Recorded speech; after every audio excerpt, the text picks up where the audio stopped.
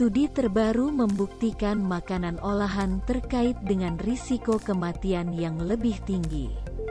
Sebuah studi yang diterbitkan di American Journal of Preventive Medicine memperkirakan bahwa pada tahun 2019, kematian sekitar 57.000 warga Brasil adalah antara 30 dan 69 tahun karena konsumsi makanan ultramusahan.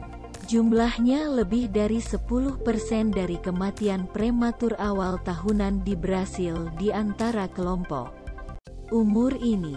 Para penulis mengatakan penelitian ini adalah yang pertama memperkirakan dampak makanan ultramusa pada risiko kematian dini. Para peneliti memperkirakan jumlah kematian dini yang mungkin dicegah jika orang antara 30 dan 69 tahun makan lebih sedikit jenis makanan.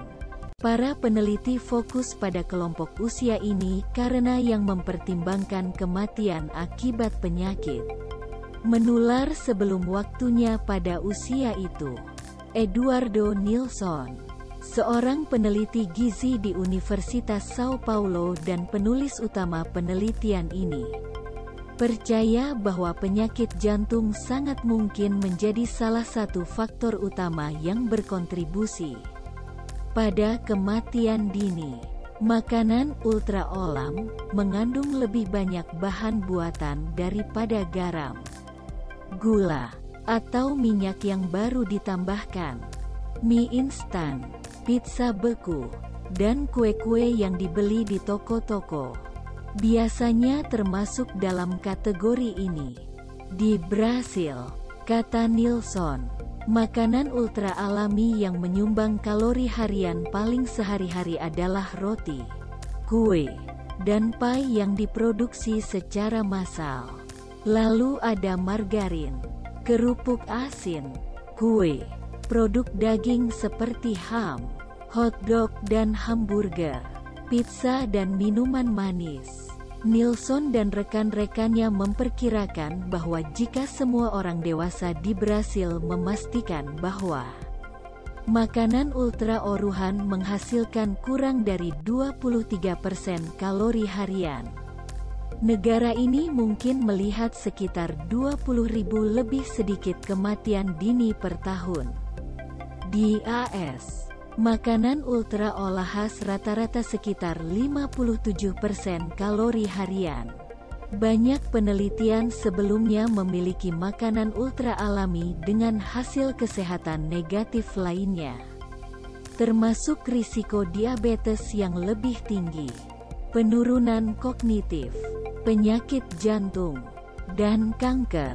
Maura Walker, asisten profesor nutrisi di Universitas Boston yang tidak terlibat dalam penelitian baru, memperingatkan penelitian ini tidak menunjukkan bahwa konsumsi makanan ultra olahan secara langsung menyebabkan kematian dini. Tapi hubungan itu masuk akal. Kemungkinan makanan ultra oral hanyalah salah satu faktor yang menyebabkan hal-hal seperti hipertensi, lipid darah yang buruk, keliling pinggang yang lebih tinggi, dan itu sebenarnya terkait dengan kematian, kata Walker. Seperti dikutip dari halaman NBC News, Sabtu, idealnya mengkonsumsi lebih banyak buah dan sayuran segar, tetapi tidak semua dalam kategori ini berbahaya.